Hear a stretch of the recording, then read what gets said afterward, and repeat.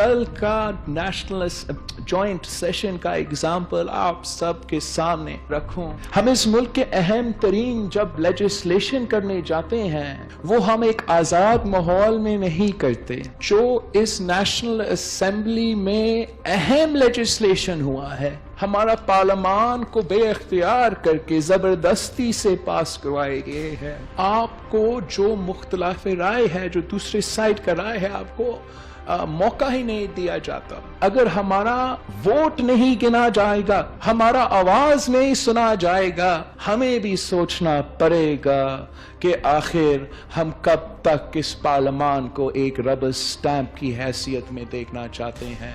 आप पार्लियामान में खड़े होके एक तो आप बिलों को आप स्टीम रोल करवाते हैं और फिर पार्लियामान में खड़े होके वो बातें करते हैं जो कुछ तसव्वुर नहीं कर सकता। पिछले 2-2.5 साल में एक खास एक मुहिम चलाई गई पॉलिटिकल पार्टीज और उनके ज़ुलमा के खिलाफ। उससे आज जो सारा का सारा जो मौसम जो है, एटमॉस्फेयर, वो कितना पोल्यूट हो चुका है। और नैब के हवाले से इस हुकूमत ने जो प्रोपेगेंडा किया, मैं बात ज्यादा इसलिए नहीं करना चाहता कि हम एहतसाब नहीं, इंतकाम की चक्की से हम गुजर रहे हैं। अगर इसी तरह वन साइडेड एक एहतसाब के नाम पर इंतकाम की ये जो चक्की जो है जो चलाई जा रही है, इसके बेपनाह पाकिस्तान को नुकसान पहुंच सकता है।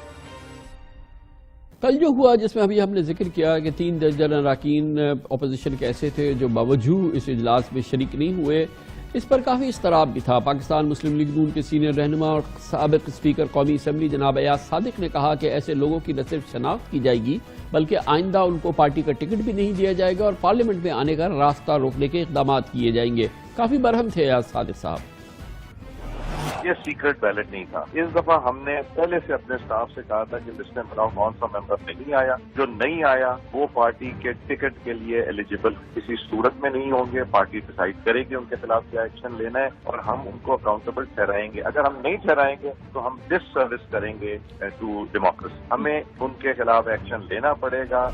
यही कैफियत थी पिछले साल 1 अगस्त को। बहुत ही प्रोमिनेंट बात थी जब चेयरमैन सेनेट साजिद संजरानी के खिलाफ तहरीक अदम एतमाद ला के अपोजिशन जमातें PTI को नंबर गेम में बर्तरी का पैगाम देना चाहती थी। ये बहुत डिसाइसिव मूव होती, लेकिन ऐसा गेम चेंज हुआ कि अपोजिशन को सरप्राइज मिल गया, यानी कि अपोजिशन के नंबर्स कम हो गए और शहबाज शरीफ और बिलावल भुट्टो ने 14 ज़मीर फरोश सेनेटर्स को तलाश करके सबक सिखाने का अज़म किया। उन्होंने कहा कि हमारे 14 अपोजिशन के सेनेटर्स जो थे उन्होंने वफादारियां तब्दील कर ली या अपनी वफादारियां बेच दी।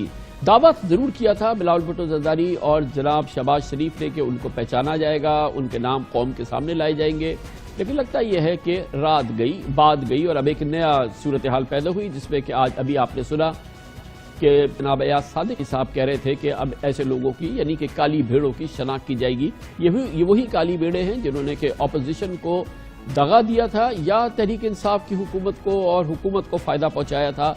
चेयरमैन सेनेट के तहरीक एतमाद के मौजू पर उस मौके पर भी अहद व पैमा तो बहुत किए थे शहबाज साहब ने और बिलावल भुट्टो साहब ने।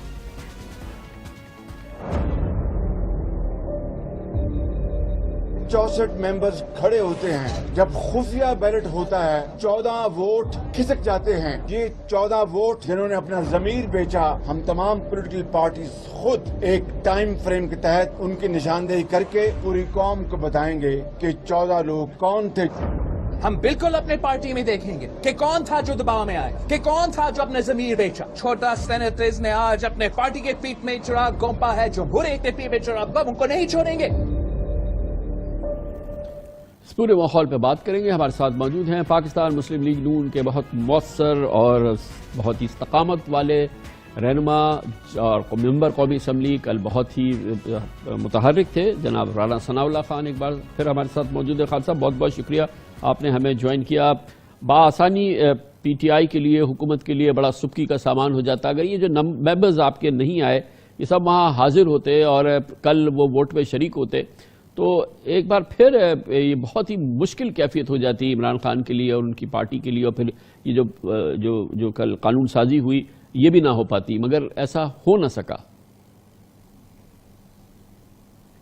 देखें खान साहब, जो बात आप कर रहे थे जो मैंने सुनी है, तो उसके जवाब में भी मैं ये कहना चाहता हूँ कि جب تک ضمیر کے خریدار موجود رہیں گے اور ان کے پاس اختیارات جو ہے وہ ان لمیٹڈ رہیں گے تو پھر کمزور لوگ جو ہیں وہ شاید ضمیر بیچنے پہ مجبور ہوتے رہیں.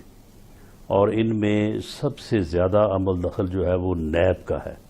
نیب کی مخالفت جو ہے وہ کوئی کرپشن یا جو بیانیہ گورنمنٹ کا ہے کہ یہ جو ہر وقت راگ الاپتے ہیں وہ اس لیے نہیں ہے. گورنمنٹ کے ہاتھ میں نیب ایک ایسا ہتھیار ہے کہ جو لوگوں کو ضمیر بیچنے اپنی پارٹیوں سے وفاداری تبدیل کرنے کے لیے استعمال کیا جاتا ہے. اب آ جائیں آپ کل کے اوپر. کل دیکھیں اس میں میں اپنی پارٹی کے متعلق اور خاص طور پہ قومی اسمبلی کے متعلق یہ کہہ سکتا ہوں کہ ہمارے 5 ممبر جو تھے وہ ووٹ نہیں ڈال سکے. ان میں سے 3 ممبر جو ہیں وہ وہاں پہ پہنچے لیکن ان کے آنے سے پہلے ووٹ ہو چکا تھا، کیونکہ خیال یہ تھا کہ جب بل پیش ہوں گے ان کو اپوزیشن اپوز کرے گی، ان کے اوپر جنرل ڈسکشن ہوگی اور کم از کم تمام پارلیمانی لیڈر جو ہے وہ بات کریں گے، اور یہ کم از کم کوئی اگر آدھا گھنٹہ بھی بولیں تو یہ گھنٹے 1.5 گھنٹے کی بات ہوگی. لیکن انہوں نے جو ہے وہ ووٹنگ کا مرحلہ جو ہے وہ ٹھیک 10 منٹ بعد جو ہے وہ شروع بھی کر دیا، اور اس کے بعد جو ہے وہ تقریباً 15 منٹ بعد جب وہ ختم ہوا اور جو کاؤنٹ انہوں نے کیا اس کاؤنٹ کے اوپر بھی ہماری سیریس ریزرویشن ہے. ان کے جو مشیر تھے جو ووٹ کا حق نہیں رکھتے ان کو کاؤنٹ کیا گیا. اپنا جو بابر صاحب ہیں جو ان کے مشیر ہیں بابر اوان صاحب، وہ کھڑے تھے ساتھ، شہزاد اکبر صاحب کھڑے تھے ساتھ. باقی کہا جا رہا ہے کہ یہ 7 لوگ اس طرح سے کاؤنٹ ہوئے ہیں. تو 2 لوگ جو ہیں وہ ہمارے باوجود یہ ایک ہمارے ممبر جو ہے وہ کینسر کے پیشنٹ ہیں اور ایک بیرون ملک ہیں. چیئرمین سینٹ کا جو ووٹ آف نو کانفیڈنس کے موقع پہ جو ایکسپیرینس ہوا تھا اور اس پہ عہد بھی ہوا تھا، شہباز صاحب نے بھی کیا تھا، بلاول صاحب نے بھی کیا تھا کہ ان لوگوں کو آئیڈینٹیفائی کریں گے، ان کو ہم لوگوں کے سامنے ان کے نام کو وہ کریں گے تاکہ لوگ جو ہیں وہ ایکسپوز ہو جائیں.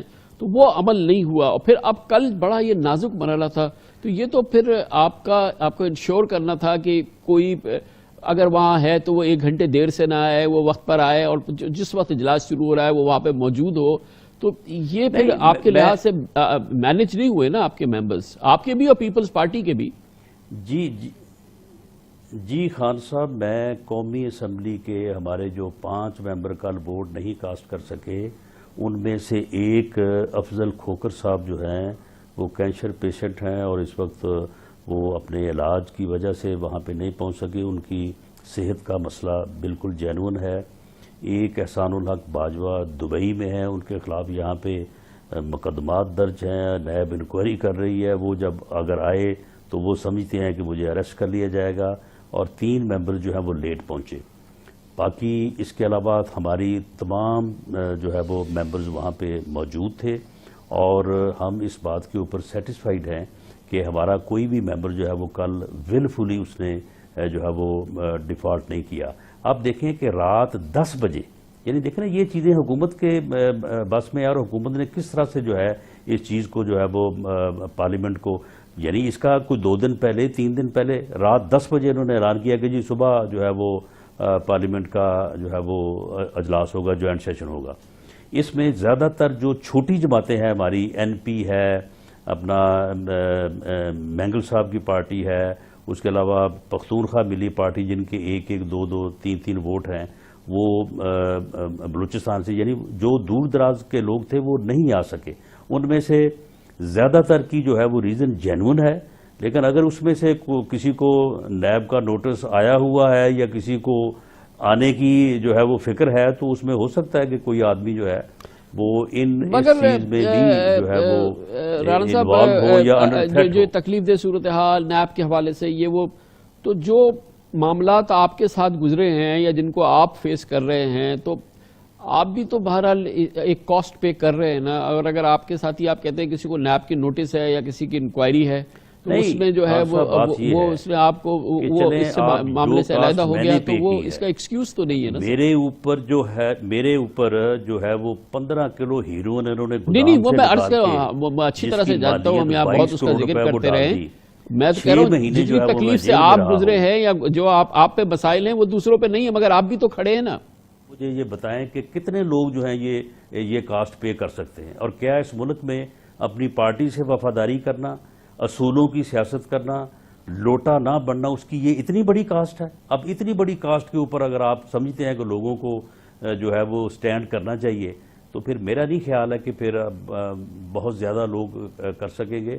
ہو سکتا ہے کہ کچھ لوگ جو ہیں وہ اس میں کمزور بھی پڑ جائیں، لیکن بات یہ ہے کہ اتنی بڑی کاسٹ کا تقاضا کیوں کیا جائے؟